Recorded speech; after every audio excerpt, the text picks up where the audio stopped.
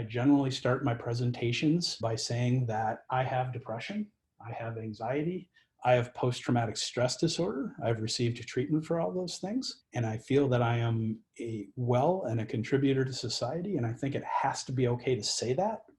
Sadly, I don't know that it is. And I have suffered repercussions for disclosing such information. But they say you pick and choose your battles, and that's one I choose to engage in.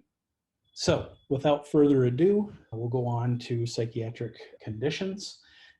I guess before I do the first slide, I would like to preface it with, when we talk about mental health and physical health, I think it's important to know that physical health and mental health are one and the same, that we are for lack of a better term, a bag of chemicals and electrical signals, and we can now see evidence of depression on a PET scan. We can see evidence of schizophrenia. We know that areas in the brain during a hallucination, like the visual area, lights up when somebody's having hallucination. We also know that the auditory area lights up on imaging, and we now can identify post-traumatic stress on something called the magnetoencephalogram, an MEG, where it's a cross between an EEG, electroencephalogram, and an MRI. And a researcher, a physician at the VA hospital here in Minneapolis has been able to differentiate somebody with post-traumatic stress versus somebody without. So mental health is physical health, but because of definitional problems, I'm kind of forced into the box of saying that.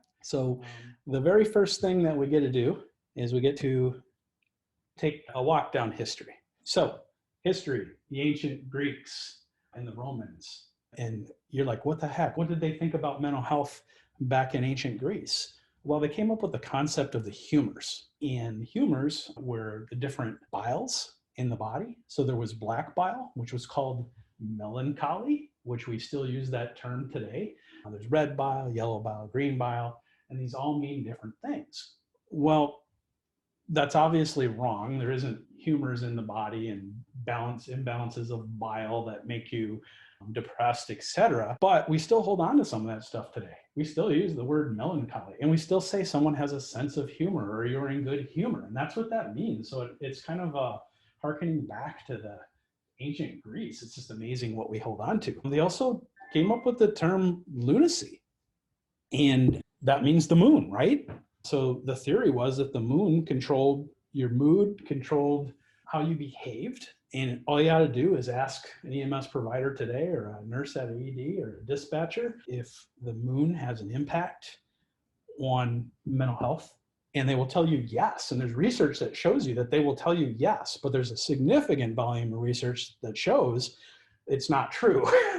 Because the theory is that the moon exerts, through gravity and mass, exerts physics, right? It exerts force on water, the tides of the earth, and the interaction causes tides. And that is true. So the theory goes, well, we're mostly water, and so therefore the moon must pull on us. But I will tell you, if you spin around a few times or a bunch of times, you're exerting way more force on your water and the water content in your body than the moon could ever do. And it doesn't affect your behavior. So it's funny how many people will just like get into this argument with me in spite of the research. It's called attribution bias, right? Something happens, you look up, you see a full moon and you go, oh yeah, that must be why. But if you did that every time there wasn't a full moon, you'd swear to me that every time there's not a full moon, that there's behavioral health problems. So it's kind of an interesting phenomenon. The ancient Greeks also came up with hysteria, and we know from medical terminology that hyster means uterus.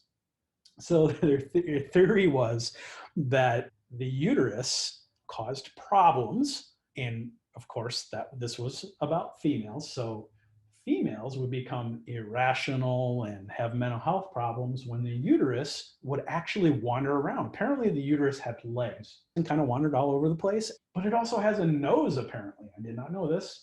And the treatment, and you cannot make this stuff up, was to get some flowers, because everybody knows women like flowers. You put it between their legs, the uterus smells these great flowers and then runs to pop back into place. Think about that the next time you say somebody's hysterical. It's just fascinating to me how this stuff just hangs on. So that's kind of in a nutshell ancient Greece. And then we go to the medieval times, the Dark Ages. And there was a whole book dedicated to figuring out if somebody had a mental illness, although they didn't know that's what it was. It was witchcraft, right? The Malleus Maleficarum, the hammer of the witch. So it taught one how to identify evil, like demons and witches and all that stuff. And of course you could like dunk them in water, and if they didn't drown, they were a witch, and all these kinds of assessments. But the things that they were looking for in modern times, we know that they're hallucinations. People who had seizures were accused of witchcraft and killed or burned at the stake, or whatever kind of torture you can imagine. I did go to a museum of torture in Estonia once. If you're in a place that has a museum of torture, I recommend you go to it. It's pretty interesting, morbid, but interesting. And people in England in the medieval age, if somebody died by suicide, their family forfeited all their wealth to the crown. There was a penalty for that, and the person was buried at a crossroads face down so that their soul got confused and didn't come back to haunt the living. So didn't know which way to go because it was at a crossroads and buried upside down. And I don't know what that's about. So that's the kind of stuff that happened. And there was also writings about like the ship of fools, where allegedly, and I don't know how much truth there is to it, and there's some controversy in the history books, but that people who were suffering from mental illnesses were put on board ships and then just sent from city to city, and nobody would take them in. So it's speculative whether that was fiction or true or partially true, but these are the things that were out there in the medieval ages for sure. Moving on to the 1800s, we had the birth of what we call psychology. Now, Freud was born in the 1800s and kind of came of age at the turn of that century into the 1900s and developed psychoanalysis. And I'll tell you, Freud had a lot of problems. He had a lot of problems with women, pretty much a misogynist, seemed to have fascination with penises, and had some really misguided beliefs. And when somebody pointed out that he smoked cigars all the time, he got edgy and said, sometimes a cigar is just a cigar. But yet he wanted to make everything else a phallus symbol. But needless to say, he did bring psychology to the forefront and had some theories that had merit, and others came into existence. Jung was another one, Jacques Lacan, Frenchman. He just has some interesting theories. I don't have time to go into all these, of course, but really there was not a formal psychology program until the 1800s. And the University of Pennsylvania established the very first one in the United States. My doctorate's in education, so I studied a lot of educational history, and that is one of the tidbits that I learned in that history of education class that I took. And then it started spreading from there. So that was kind of 1800s, late into the early 1900s type of thing. Then we go to the 1950s.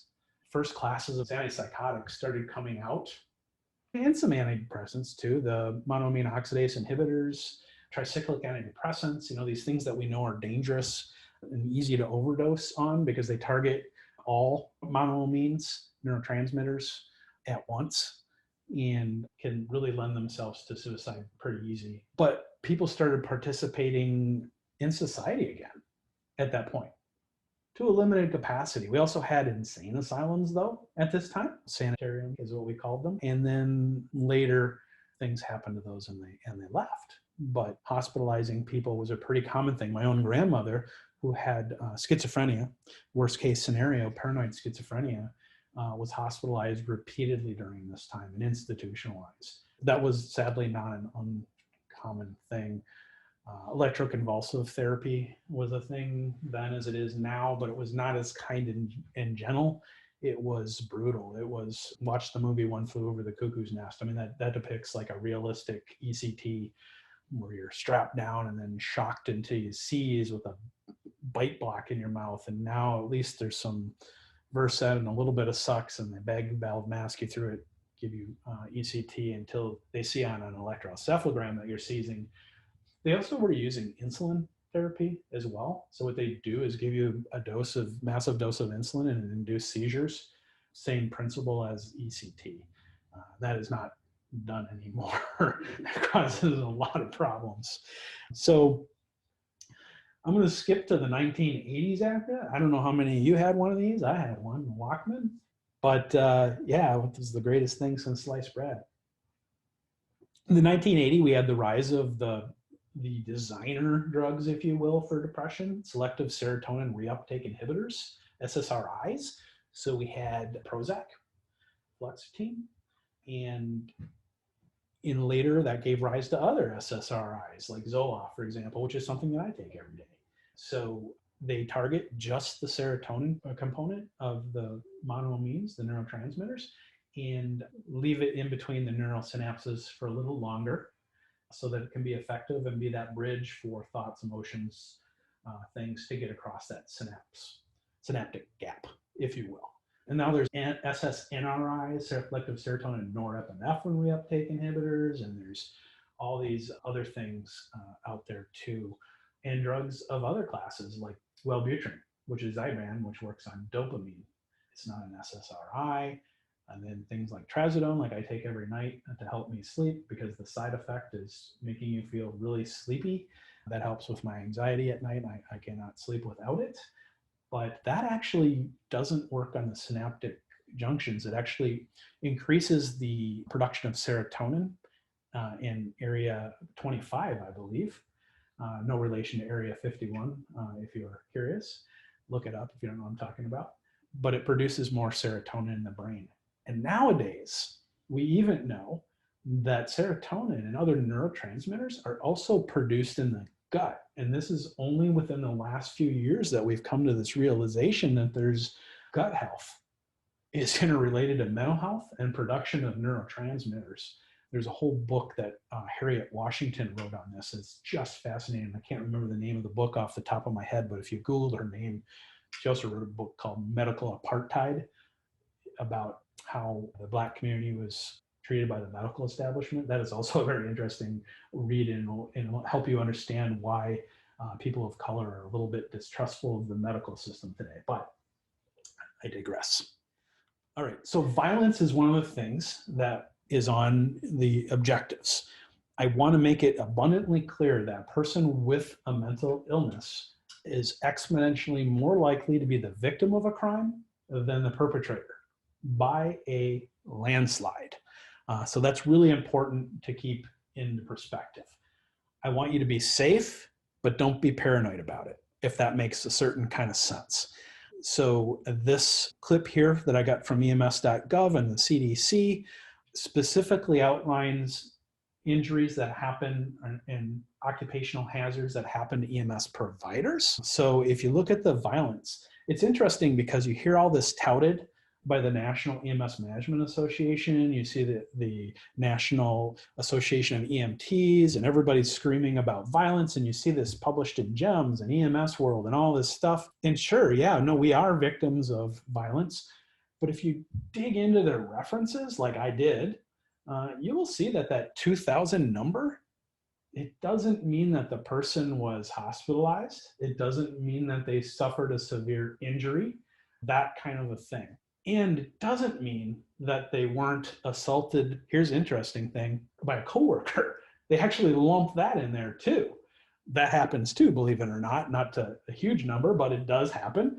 Or by a bystander, or you get into a tiff with somebody at Taco Bell because you parked double parked and they're mad at you. You know, it includes all that stuff. So like I said, be safe. I'm not going to say don't be aware. My grandmother used to always say, be aware of your surroundings, right? I think that's good advice. But I think EMS, I have a whole lecture on YouTube that I've posted called Be Safe, Not Paranoid, about suicide and violence and all this stuff in the EMS provider and how I think we're fluffing scene security or scene safety. And we really are myopic about it. And unfortunately, people like me, educators, are part of the problem. But I got a whole video on that. If you're interested, reach out. I'm happy to share it with you. That's the violence and some of the violent stuff. Here's the warning signs of violence from a perspective. So if you're working with your patients long-term and you get to know them, obviously, some of these things are better understood once you establish rapport and relationship with somebody, but frequent loss of temper and physical fighting. And then there's this vandalism or property damage. increased use of drugs or alcohol. We know that drugs and alcohol lower our inhibitions and increase our impulsivity. I always tell my students that if they don't believe me, they can do a clinical at a bar at closing time, maybe the Hog's Breath or something. I don't know if that's still open. You know, and don't drink, but just observe. You would see, it would prove our point. Increased risk-taking behavior. What is risk? I don't know. If you want to look at a public safety person that engages risk behavior, just watch the Lethal Weapon series and watch Mel Gibson there and see that kind of thing. But it's not always that extreme, right? That's really hyperbolous. But you know, even firefighters freelancing sometimes can be really risky behavior. But with people, what does it look like? Taking chances. It could be just running across the street without looking both ways. It could be all of a sudden not wearing helmets when you used to. In recreational environments, not wearing a seatbelt when you used to. It's also a risk for suicide. We'll talk about that later. But just being reckless and taking chances. Detailed plans to enact violence, I think that speaks for itself. Threats or plans for hurting others. Hurting animals is a big one. And if you followed the FBI's research, I think it was the FBI's, the serial killer trifecta, lighting fires, hurting or killing animals, and wet in the bed. It was one of those patterns. I don't know if there's the contemporary research holds that up over time, but it's just an interesting thing. And then of course, a fascination with or carrying weapons can be another warning sign. And these are the long-term things, of course. You know, as paramedics in a 911 environment, you look for other things, right? Fist clenching and erratic movements and eyes, you know, darting around and things like this. But obviously as CPs, we're going to have to expand our horizons and look at the longer term pictures too, and patterns and what information you elicit from your patient. These are some odds that I like people to know about violence. The number of people who die by suicide who kill somebody first is about 2% of the total. It's usually a domestic partner, somebody known to that person. So that's a single, they kill one person and then kill themselves. It's interesting because some of the leading theories are that murder-suicide is first a suicidal state and then a homicidal state. And then if you do proper suicide prevention, you can stop murder-suicides. Actually, Joyner, who published this, made the case that actually it would technically be suicide murder if you went to the impulses first or the thoughts first. Although that doesn't make sense when people, because obviously you can't kill somebody after you're dead, but you get my point. Mass murder suicides, your odds, they're about 0.5% of people who die by suicide are mass murder. And it's weird because there's a definitional problem. It depends on which study you read. It's like generally 3 or more people. But what happened to when you kill 2 people? You know, I don't know. It doesn't fit into the single one. It doesn't fit into the I don't know what they're doing, but there's some definitional problems there. People who are active shooters and kill a bunch of people and do not kill themselves are psychopathologically different than people who murder and then suicide, even a mass murder suicide. And unfortunately, we're treating active shooters the same as mass murder suicide. Different psychopathology. We're looking at it wrong. Suicide prevention can prevent the mass murder suicide or the murder suicide. Active shooters, it's not going to work. It's a different ballpark. So people who murder suicide have more in common with people who suicide. Serial killers don't kill themselves. You being the victim of a murder suicide, 0.001%. So I have an irrational fear of sharks. I have a theory that when I go into the ocean, you enter the food chain and not necessarily at the top. But I know that there's only 1 shark death on average per year in the United States. But it sure wouldn't make me feel any better if a shark was munching on my foot or my leg, right? So be safe. Don't be paranoid. And I get it. If you're the victim of a murder-suicide, you're not thinking, oh, geez, it's only 0.001%. Yeah, no, it sucks to be you at that point. So, you know, keep everything in perspective. So I want to talk about us for a second here. When it comes to law enforcement officers, there's a national statistics, United States and Minnesota. Minnesota came from my dissertation where I identified people that died in various ways. To law enforcement officers in our state of Minnesota, I looked at 2001 to 16. The national is 3 suicide and 1 killed on a call. In Minnesota, 6 suicide, 1 homicide. Why the discrepancy? Because I took the death records with the social security numbers and cross-referenced with the post board. Nobody's done that on a national level. So I have arguably more accurate data on that. When it comes to firefighters, 3 suicides for every 1 officer killed on a call in law enforcement. In Minnesota, it was 6 suicides of officers per 1 homicide. Firefighters, 3 suicides per 1 line of duty death. And then here in Minnesota, 67 suicides for every 1 homicide of a firefighter. We get to EMS. Nationally, nobody studies us unless you're dual disciplined, so I'm afraid you're out of luck there. When I did isolate the EMS only folks in Minnesota, there were 12 suicides to every homicide. And the other thing I found was that the part of our job that lends itself to suicide and psychological trauma is not had in the dual role. So in other words, I did what's called a propensity score matching, which mimics a randomized control study for like drugs trials. And what I found was that being a firefighter or being a police officer, as well as responding to EMS calls, had no bearing on suicide. What does is repeated exposure to death and disability and the harm of others, the EMS component. So that to me is very fascinating. I'm here to tell you that suicide amongst EMS is a lot worse than the other professions and gets a lot less attention. But we need to take care of ourselves too in all this. Using that as a segue into suicide, people always get into the rut of saying suicide is always the result of a mental health issue. Well, yeah, statistically more than not, that would be true. And the top mental health conditions associated, statistically correlated with suicide are, in order, major depressive disorder, borderline personality disorder, nicotine dependence, you heard that right, and post-traumatic stress. And if we had to go 5 and 6, it would be a substance use disorder and then schizophrenia. But not everybody who dies by suicide necessarily has a mental health issue. And in fact, the CDC discovered this.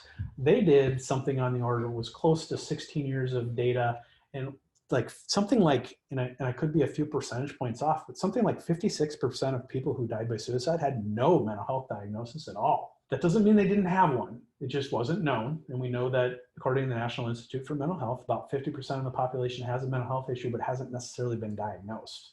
And it's about a quarter, 20 to 25% have been diagnosed of the population. So, but that tells me there's other components. So what is it? There can be cultural aspects to suicide. If you take a tour of the world in different cultures, you can learn about sati, which is the practice of a woman in India throwing herself on the funeral pyre of her dead husband. She's not wild about it, but it's a cultural expectation, and it's outlawed, but it still happens. So it's the caste system. Tibetan monks who self-immolate. I don't think they're mentally ill, but they self-immolate for often a political aim or to make a point, underscore a point. I don't know that they're mentally ill. And I suppose we could argue about that and probably not come to a resolution. There's a tribe in Papua New Guinea where the women punish the men by killing themselves. There's ritualized forms of suicide in Japan that center around loss of honor, and it's a cultural expectation. And there's like several different varieties of that. So I'm just here to tell you that it's not always, we can't look through the lens of everything through a mental health problem either. And then I haven't even touched the terminal illness thing and the right to die. If you're interested, I do have a video interview I did of a friend of mine who lost his daughter to suicide, and then he developed pancreatic cancer. But he reflects on his wish to kill himself as a pancreatic cancer victim. And I pushed, his name's Larry, and we had a great conversation, and I pushed him to do an interview to help people understand, because I didn't understand his viewpoint. And I asked him, I said, Larry, what makes your suicide different than your daughter's? Convince me why that's different, et cetera, et cetera. And he did a great job of articulating it. So whether you agree with him or not, I think it's very interesting, and I think a very important video. Larry did not die by suicide. Ultimately, he died by pancreatic cancer, which, as most of you know, is a very painful and miserable way to die. I would also tell you that the first person to die in the 9/11 attacks that was a responder was a fire chaplain. And he died because somebody jumped out of a window in the World Trade Center and landed on him. He was the first official responder to die in 9/11. I know this from reading the 9/11 commission reports late at night for sleeping. Since you're not that goofy, I'm just going to help you out with that. But that person jumped out of the building. They must have been mentally ill, right? I mean, to enact suicide, you must be mentally ill. What was he thinking? Why wasn't he thinking of his family? Why wasn't he thinking about what he was doing next week, that he had a meeting on his calendar? Why wasn't he? What a selfish person. He had children. Oh my God. And you get the point. It's about an unbearable psychological pain. In that case of 9/11, it was an unbearable physical pain. I tell you, those things are closer linked than you think. In fact, we know that on MRI, that physical pain is sensed in the cingulate cortex.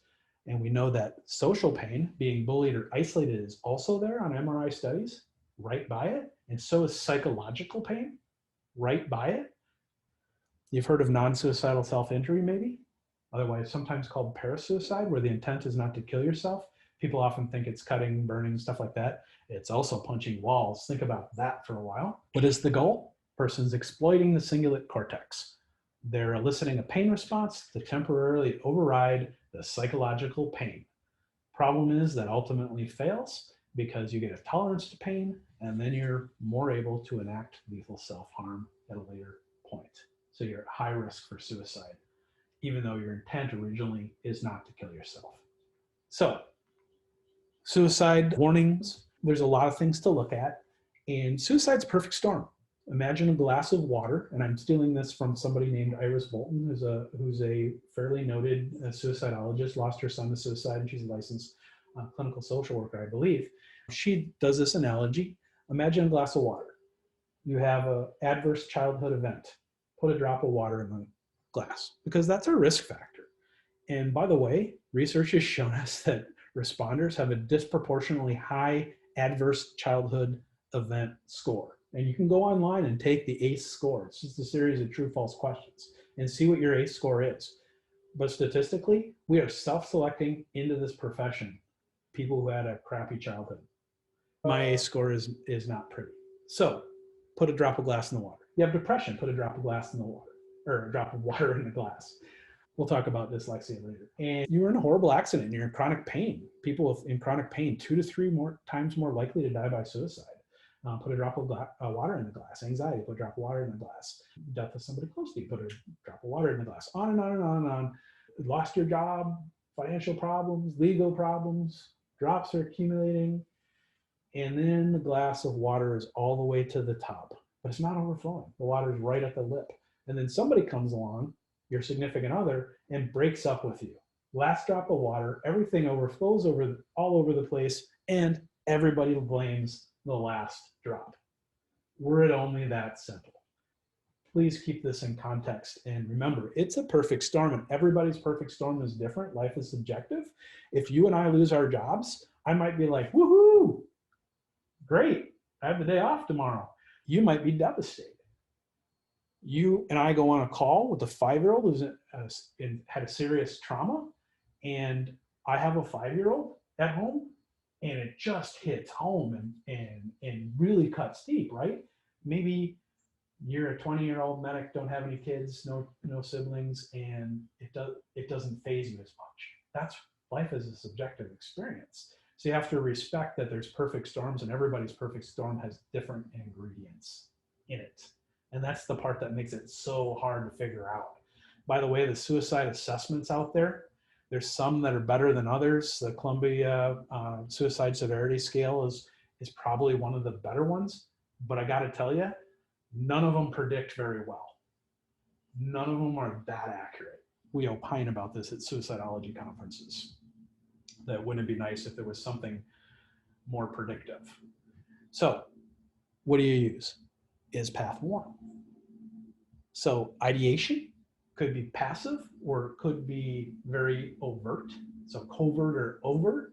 It could be passed off as a joke oftentimes, or an offhanded comment. Well, I won't be around to see that tomorrow. A lot of times those things only make sense in retrospect. And a lot of us are left over like kicking ourselves because I'll tell you what, hindsight bias stinks. If I knew then what I know now. And I'd tell people, don't be hard on yourselves. understand that you have knowledge now that you didn't have before, or you see the full picture now. But the truth is, you're going to beat yourself over and over again anyway. So go ahead and do it and get that part over with. But understand that hindsight really stinks. S, substance abuse. 29% of people who die by suicide are positive for alcohol at the time of their death. But I didn't say they were intoxicated. I just said they were positive for alcohol. And since I like statistics, turn that number around. 71% of people who die by suicide are not positive for alcohol. And I'm not talking about other drugs because I don't know the statistics for other drugs. But it's just something to think about. P, purpose. If somebody loses their purpose in life, they're at risk for suicide. Viktor Frankl knew this, a Jewish psychologist that was put in a concentration camp by the Nazis during World War II. And he started doing research and observing what happened to people before they killed themselves. And for most people, it was losing their purpose in life. His purpose was taking care of his parents and being with them. When he got out, he didn't realize the Nazis had already murdered them. But he wrote some really good work that's still timely today and germane. A is anxiety. T, feeling trapped. Feeling trapped in a job, a relationship, a situation. It could even be a geographic location. Just feeling trapped with no way out of some situation. Maybe it's a job. I don't know. And all these things are part of that perfect storm, right? It's so often the media will say, oh, so-and-so killed themselves and well, they say commit suicide. I don't say that because commit denotes a crime, a sin. You commit somebody against their will, and words have power. Media will say commit. And it's because somebody bullied them. Well, I'm sure it played a part. But it wasn't the whole thing. I can almost guarantee that. So there's other things there. James Reason was a psychologist who had a theory called Swiss cheese theory. And that's why planes are so safe today.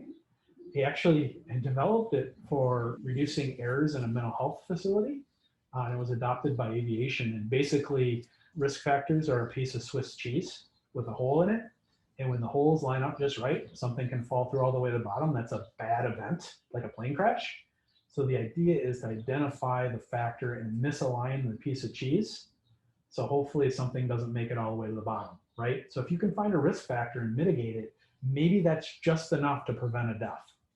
And that's what we're going for here, is anything we can get, any advantage we can get. H is feeling hopeless. So I have a purpose, but I don't have hope I can get there. And there's things like the Beck hopelessness scale. It's a series of true-false questions and gives you a predictive idea about suicide risk. But then again, there isn't any holy grail of suicide assessment. So you have to just keep it in context. So that's hopelessness. W is withdrawing. And that's more of a symptom or something you see, withdrawing from things they enjoyed before, meeting with people. Maybe it's from social media. Maybe it's I do something called psychological autopsies, and I do a whole presentation on that. But some of the things I found in conducting psychological autopsies amongst adolescents was even not having a presence gaming anymore, because some people get social connection through gaming and chatting while playing games and massive multiplayer online role-playing games and et cetera, et cetera. So I've even seen that trend as well as one of the retrospective warning signs. Somebody's not coming around anymore, doesn't want to participate with their family. Maybe your patient doesn't want to go to their family for the holidays. By the way, holidays are not the peak suicide time. It's actually spring. March to May is peak suicide time. Contrary to popular belief, holidays are a time of social connection, and there's actually decreased suicides. This is that attribution bias again. When somebody kills themselves during the holidays, everybody thinks, oh, it must be because they're lonely and it's a horrible season for them. But it's attribution bias again. That is true nationally. It's true in Minnesota when I analyze the death records here. Minnesota, interestingly, has a double peak, and I don't know what to make of it, but September is the second peak for us. And I don't know why. I guess you could theorize about that on your own, but I just know that that's so. Monday is also the peak suicide day. Don't ever tell somebody to wait over the weekend. Statistically, that's a really bad idea.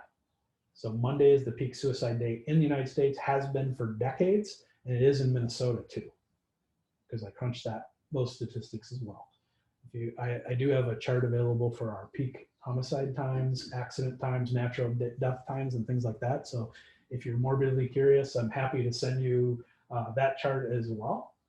So back to the is path warm, anger is the second A, so disproportionate to what's going on. R, reckless behavior. We talked about that before. And then M is mood swings from lows to highs.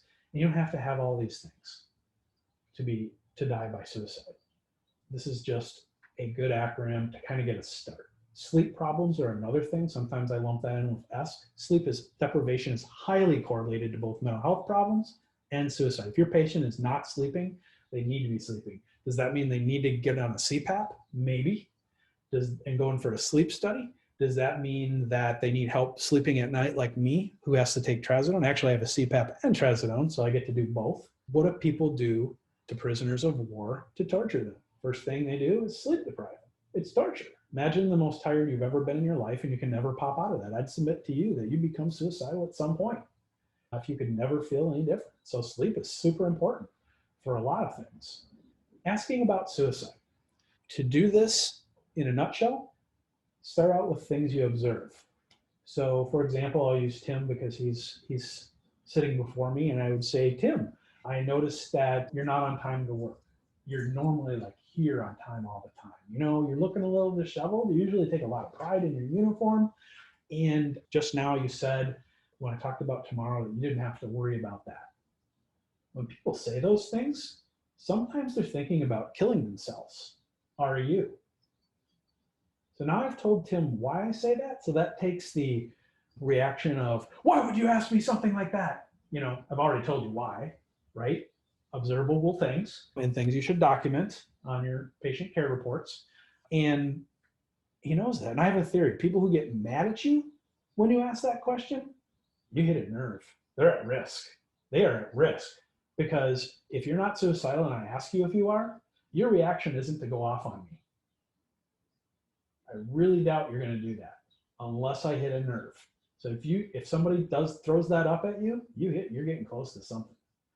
Then if they say they are suicidal, and I don't say, are you thinking of harming yourself? Because there's non-suicidal self-harm injury, there's people harm themselves for other reasons. I'm talking about killing yourself. And use that word. And don't say you're not thinking about killing yourself, are you? Because you're saying, what you're telling them is, I can't handle the truth, right? I can't remember the movie, Jack Nicholson, right? You can't handle the truth. Yeah, so you're telling them I can't handle the truth. Don't say you're not thinking about suicide, or you wouldn't do something dumb like kill yourself, would you? Now I'm saying if you're thinking of suicide, you're dumb. You know what? To the person who's suicidal, that might be the smartest thing they ever thought of. To them, right? So you got to be careful about that. Will people lie to you? Yep, they sure will. But you'd be surprised how many people say yes. And asking about suicide does not put somebody at risk, contrary to popular belief. Then we want to ask, do you have a plan? Do you know when and how you would enact suicide? The more defined those ideas are, the scarier things get. But it doesn't mean you're out of the woods just because they don't have a defined plan. Maybe they're not telling you they have a plan even though they do. So there's that element too. And then we get into means restriction. Do you have access to the means that you would use to kill yourself? And if they do, that's scary. I once had a student come into my office that wanted to talk about, I know he wanted me to ask him if he was thinking of killing himself. And I asked him, are you thinking of killing yourself? And he said, yes. I said, do you have a plan? And do you know when? I'm not sure when, but I have a plan. And it was firearm, which is the #1 method used in the United States, different by different countries, because we're a very gun permissive culture and we have a lot of access. But he said it would be a firearm. And he said it would be a stainless steel 38 special, and he knew exactly where he was going to shoot himself. And that is the most detailed articulated plan I've ever heard in my life. And that's scary. My next question was, do you have a 38 special stainless steel gun? And he said, no. So I said, whoosh, but I have a 9mm Glock. Where is it? In my car. Who's coming to get it? Is my next comment. And then I walked him to our counseling office. I wasn't going to leave him alone. And then county crisis team came with licensed clinical social worker, and they got him the help that he needed.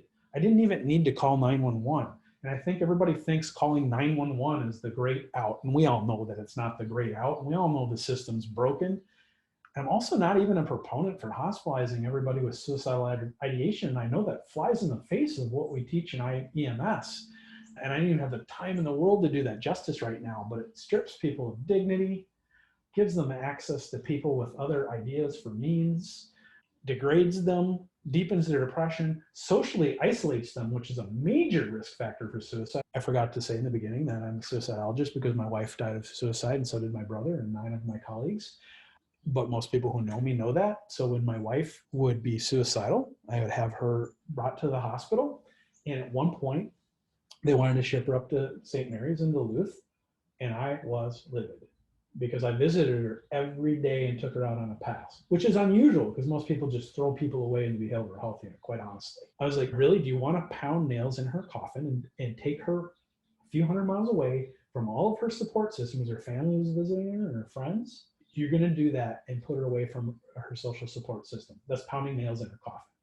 And that's what I worry about with the pandemic right now, is that social isolation. Having an adequate, according to Holt Lundstad, hyphenated name, a research study, and according to her, having an adequate relationship with one other human being. It doesn't have to be a romantic relationship. It could be a friendship. It could be whatever. That does more for your longevity than quitting smoking or watching your weight. Now, I'm not saying go smoke and eat whatever you want, but I am saying it speaks to the power of social connection. And that includes introverts. They might have fewer friends, but you'll find the friends they do are much more quality. They still get that connection. It only needs to be one person. So very important. So means restriction, back to that. There is an online class called CALM, Counseling and Access to Lethal Means. Free, it's online. All my paramedic students are now mandated to take it. I also teach a class in I do teach epidemiology, but in health sciences called Behavioral Health Implications and Interventions. And that's mandatory there too, because everybody should understand counseling on access to lethal means. It's a myth that people who have one idea will just find another way to kill themselves. And that is not true. Still are at more risk. How do we know that? Well, Eiffel Tower, Sydney Harbor Bridge, and the Empire State Building, which were suicide hotspots. People would jump off. When barriers were put in those, means restriction, so that people couldn't jump off those buildings, if it was true that the people would just find another way to kill themselves, you would expect the suicide rates in that area to at least be the same, if not increase. But they didn't. They decreased in every one of those places. So that tells us something really important. And people make the mistake of thinking suicidal thoughts are static and frozen. So on our famous 0 to 10 scale, we'll use it for suicidal ideation. Say your suicidal ideation is a 3. You're not going to stay in that 3 forever. That could last for 10 minutes. It could last for a day. But you could come out of that in 10 minutes and be a 1. You could be a 0 for 5 minutes. You could be a 10 for an hour.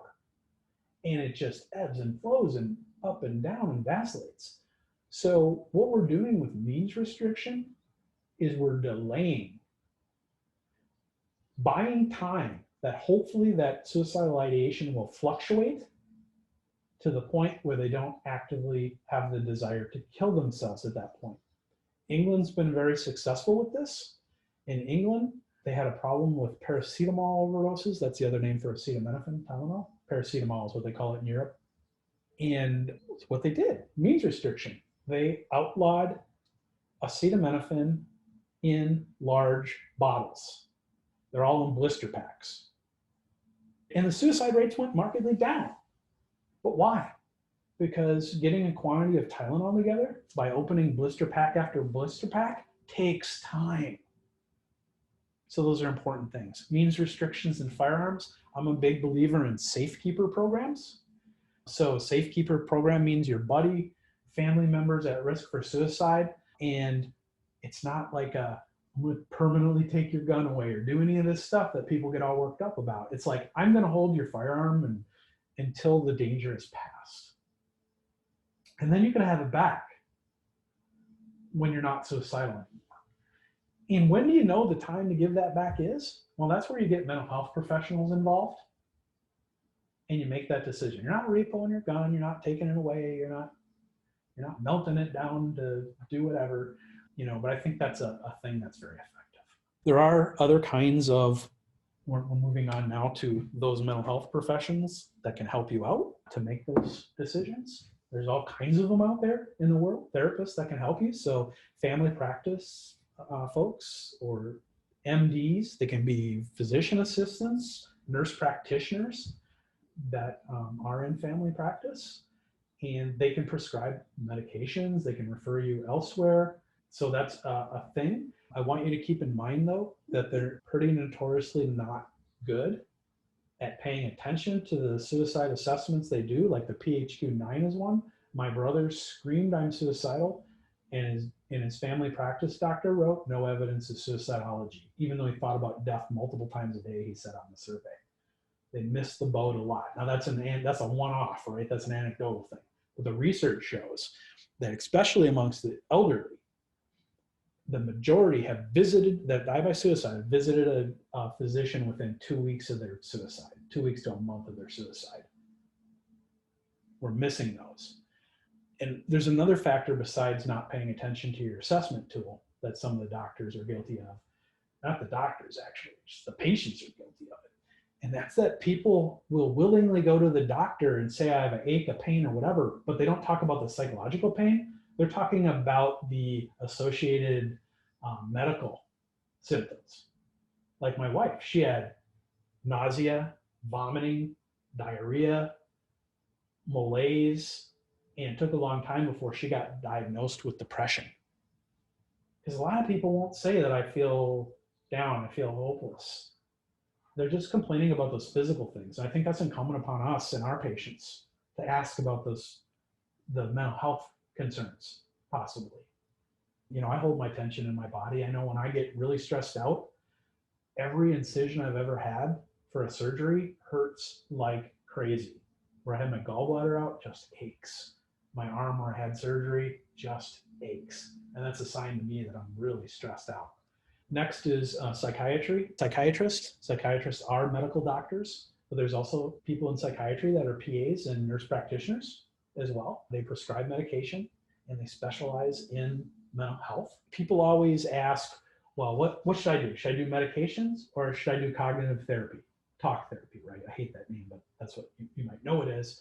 And the answer is statistically, medications work better in the short term. Cognitive therapy works better in the long term. What's the answer? I guess it depends on the individual, but for me, it's a combination approach. Licensed psychologists are other therapists, don't prescribe medication, but they do various cognitive therapies. Licensed clinical social workers, different than a social worker with a bachelor's degree who is not a licensed clinical social worker. And I've constantly bumped up against BSWs or bachelor in social work folks who pass themselves off as LICSWs. They're not mental health professionals. They're there to connect with the resources and identify problems and abusive situations and things like that. I've been hoodwinked more than once by somebody who said, led me to believe they were a mental health professional. Licensed marriage and family therapists are other folks who can provide therapy. Oftentimes there's a component of marriage or family problems with what's going on. So you can see you might need more than one of these folks to help you out. It could be a team approach. Licensed professional clinical counselors are another group, LPCCs, and licensed alcohol and chemical dependency counselors. And they specialize in that piece, especially around things like dual diagnosis, which is substance abuse coupled with another issue on top of it. But they're a part of the team, right? So, as paramedics, we treat the underlying causes. Then we could get into the argument, well, is chemical dependency the chicken or the egg? Yes, I guess would be the answer. A little of both. Sometimes it's the chemical dependency problem happens first, and that lends itself to other problems, or sometimes it's other problems and then you're self-medicating, which is what my brother did prior to his suicide, self-medicated. So a little more on treatment and counseling, and this is just a great graphic on what the role of a therapist is. So it's not just the medications necessarily. It's not just doing the evidence-based therapy. It is other things too. It can be medications. It can be individual counseling. It can be group counseling or support groups. And I also run a peer support group, by the way. So there's lots of value in that too. And oftentimes when you get into chemical dependency, people think of like Alcoholics Anonymous, Narcotics Anonymous, things like that, which are valuable. I run a support group for people who have lost somebody they care about to suicide. And if anybody's interested in that, please reach out. You're welcome to join that group. It's the group that nobody wants to be in, but they're glad they found it, kind of thing.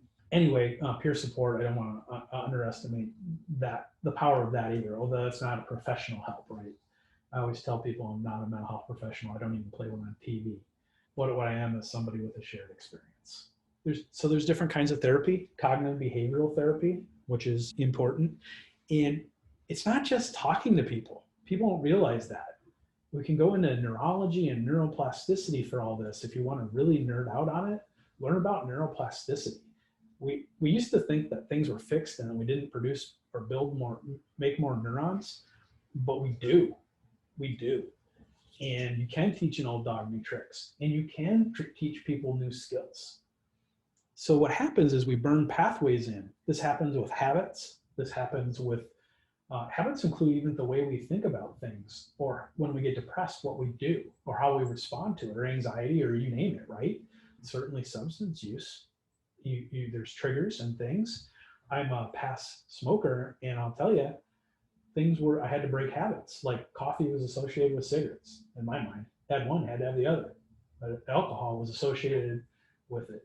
Driving in my car became a habit. Like that's when I do it. So those were the worst parts of trying to stop smoking. And that's obviously, it's not the same as alcohol, but the urge is powerful as it is with alcohol. So in neuroplasticity, we burn pathways, right? When's the last time you thought about tying your shoes? Don't answer if you do, but you just do that automatically. Many of you probably start an IV automatically. You don't even really think about the steps anymore. You just do it. You intubate somebody. You can almost imagine the hand movements to intubate somebody. It's just on autopilot, right? That's because you've burned a neural pathway.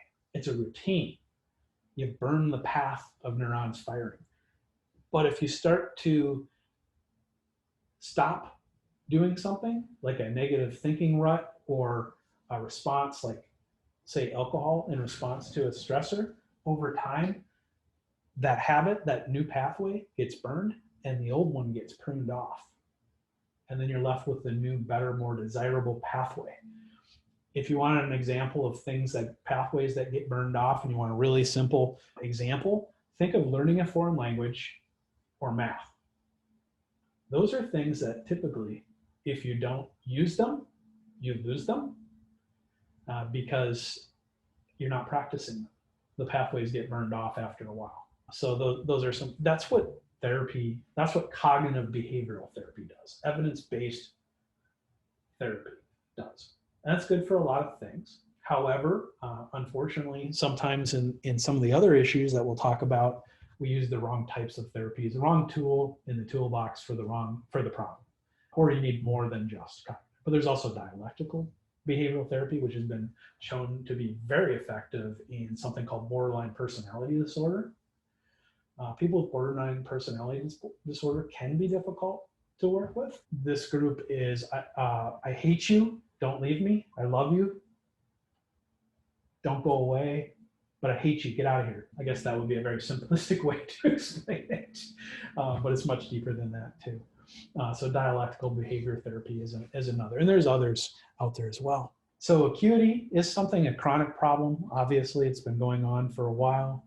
Your objectives say chronic and emergent, but I put in urgent as a third one because it's really not just, it's not a chronic or emergent. And the possibly controversial thing I say is suicidal ideation, is that a emergent thing? It might not be, actually. There's people who live with suicidal ideation, and you can't just throw them away in a hospital forever. You got to know when that suicidal ideation is peaking and when it becomes more of an imminent problem. And sometimes that's as much of an art as it is a science, and it's difficult to unwind. And as paramedics, we've been taught, don't question it, just take the person into the hospital. That needs to actually change, and it's going to be hard for people to do. And there needs to be a lot of education and things in place. But we were afraid to stop backboarding people at one point. We were afraid to stop giving lidocaine in RSI at one point. So not taking somebody to the hospital who has suicidal ideation, I see that as one of those future things, I hope. But we'll see where that ends up. So it could be urgent, but not emergent. Also psychosis.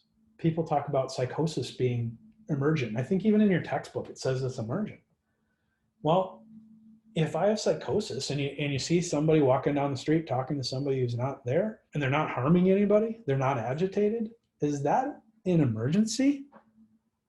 I don't know that somebody just talking to themselves is an emergency.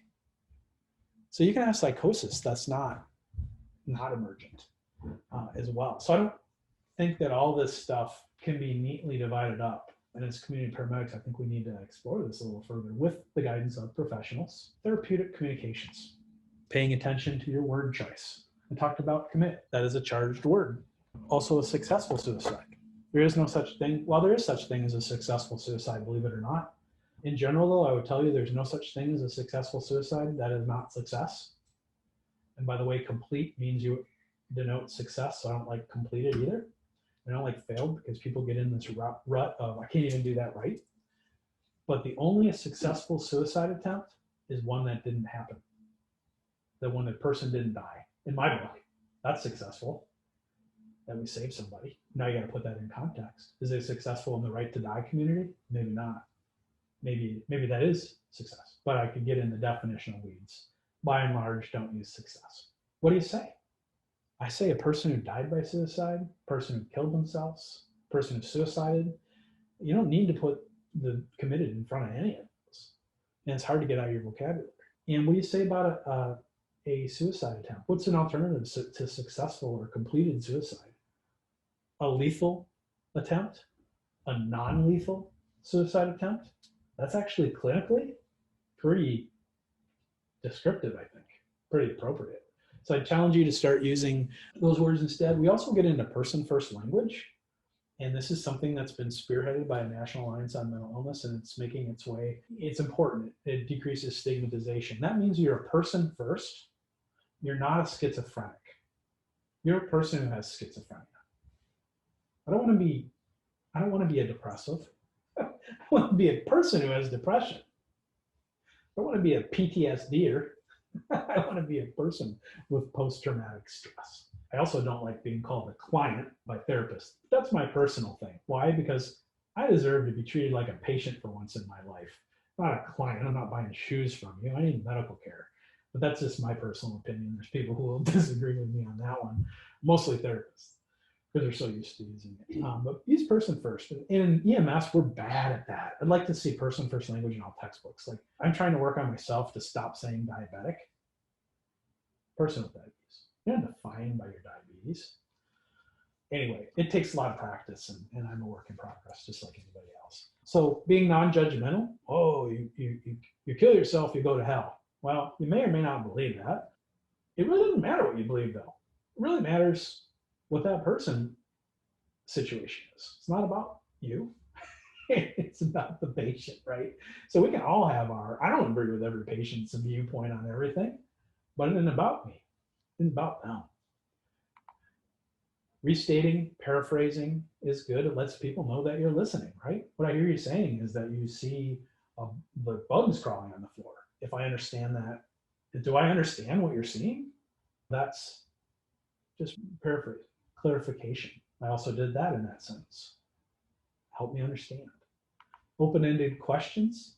Sometimes there's a role for closed-ended, yes, no, binary questions, but sometimes it's open-ended. Like, tell me about that. Why do you think you're in distress today? Maybe they can answer that, maybe they can't. A lot of times people can't. I mean, when you were a kid, did your parent ever ask you, what were you thinking when you threw that rock at the window? And did you ever answer, I don't know, and you actually didn't know? I don't know, maybe I'm weird, but I did. I answered, I don't know, and I really didn't know. Maybe people don't know what's going on. People have panic attacks, actually, and don't have a known trigger. It happens. Sometimes, as Leonardo da Vinci, he has 7 principles of critical thinkers. One of them is fumato, which is Italian for up in smoke, and it just means embrace ambiguity. Sometimes we don't know things. Sometimes we can't know things. Honesty. So you're telling me that you see bugs crawling on the floor. I have to tell you, I do not see them. But it must be scary for you. That's the empathy part. And I can imagine that's really distressing. In law enforcement, there's a continuum of force that's used, the least amount of force to get the outcome that you desire. And we have this in EMS equivalent too. And therapeutic communication is just the least, it's the lowest on the continuum of force. I don't know if force is a good word, but for lack of a better word, but the lowest on continuum, right? And then we get into other things. We can get into physical restraints, which I'm not a proponent of if we don't have to. I mean, obviously, there's a time and a place for it. I won't argue that with you. Our medications, obviously, and there's even a continuum within the medications. I've had a lot of success with people who are agitated and trying to get out of my restraints, actually with Benadryl. Believe it or not, I had a gentleman who was backing his car into mailboxes in a cul-de-sac over and over again, and then thought we were with some federal agency coming to get him. And we did get him restrained, and he was pretty agitated, and he was really working hard against those straps. So I gave him some Benadryl, and he slept the rest of the way. I just didn't need to pull out the Haldol or the Ativan or the nuclear launch button, ketamine. And services have gotten themselves in quite a bit of trouble over ketamine. That's a big discussion right now. And I know what you're feeling right now. You're feeling like you automatically want to defend those services and those people. And maybe they deserve to be defended. Maybe they don't. But I'll tell you, it does get abused. In EMS, we're not all nice all the time because we get compassion fatigue. And that sets us up for problems because we start to lose empathy. You can build a wall up. That's fine. You need to do that. But you better dang well be able to see over it. And you better know when to take a couple bricks out of that.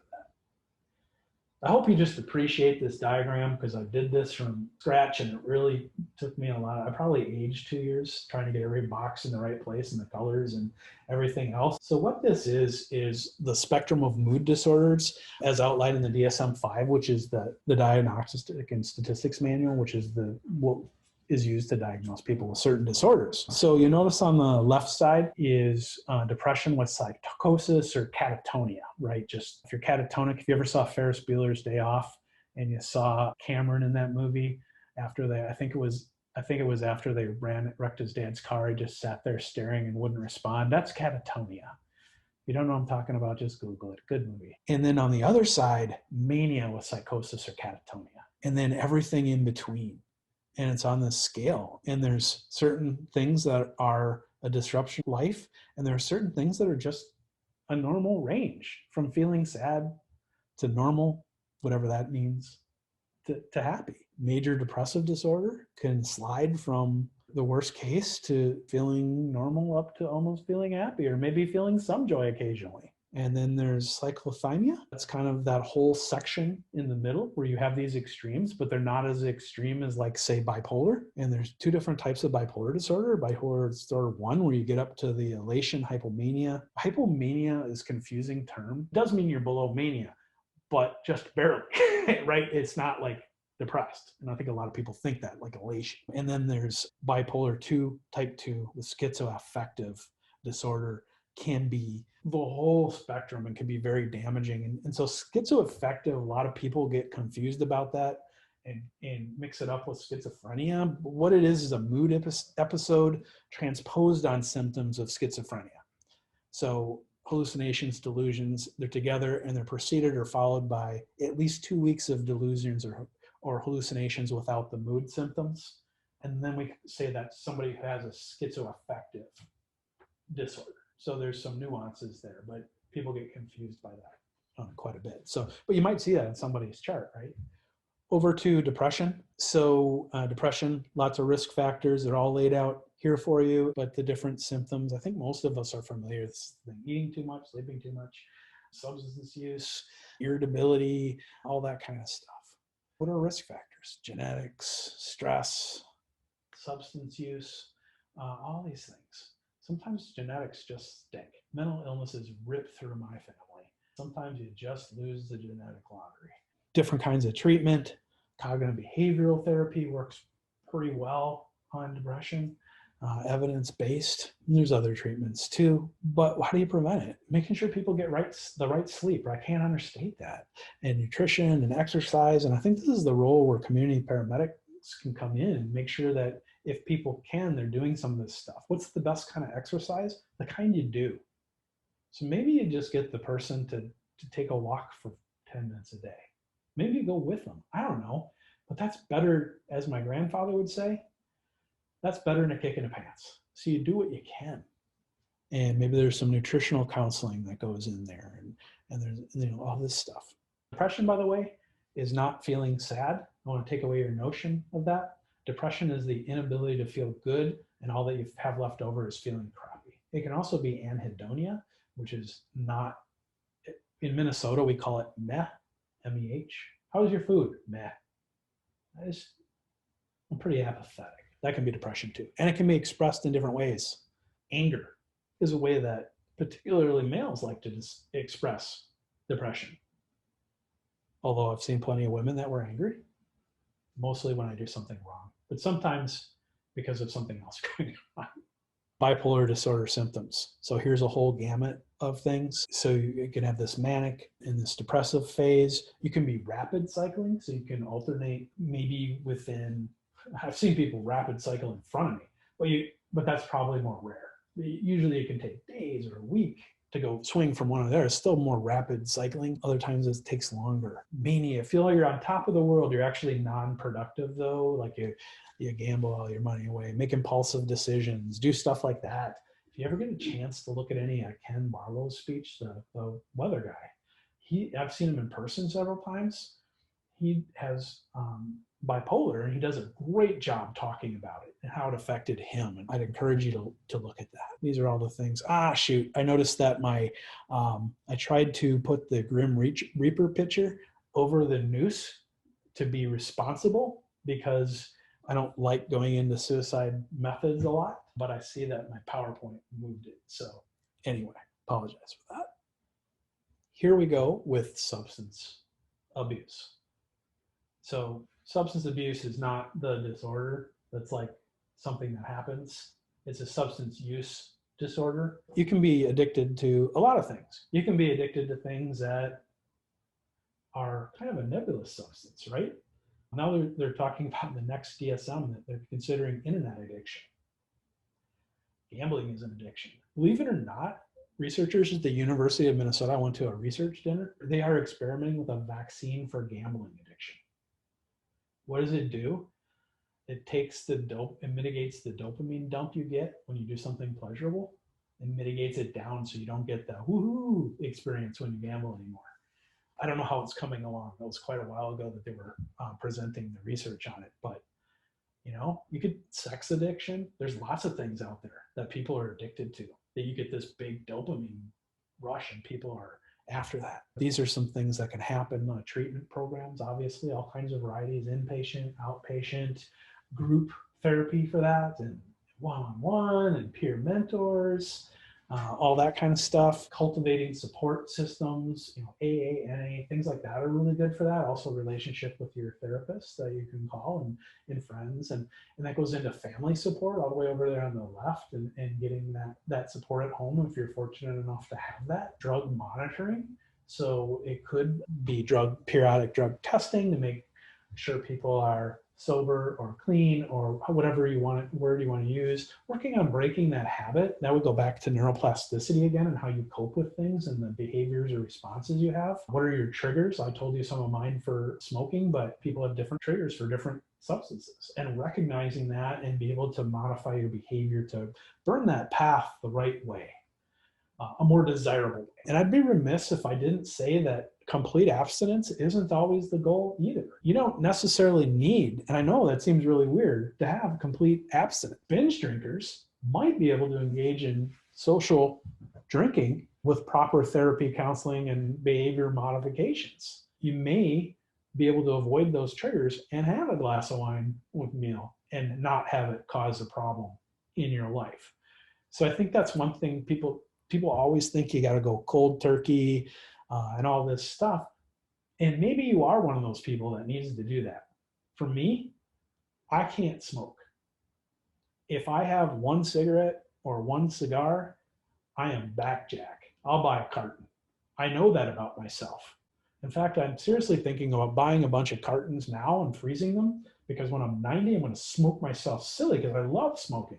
Those are important things. And obviously, you have to tailor it to the individual. And so you could be working with an LADC or somebody else up here, support person, family members. These are all things. There's also drugs that mitigate the effects of substances, such as antabuse, for example.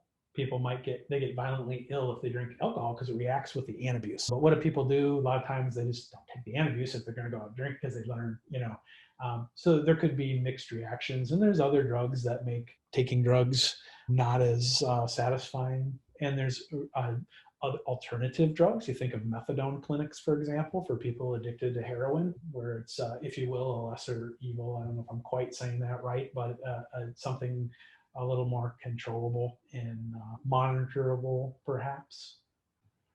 Tim, can you think of anything I missed? Just a kind of like a medication-assisted form of recovery is kind of the terminology for it. To use like methadone or Suboxone or things like that, it's medication assisted. Thank you.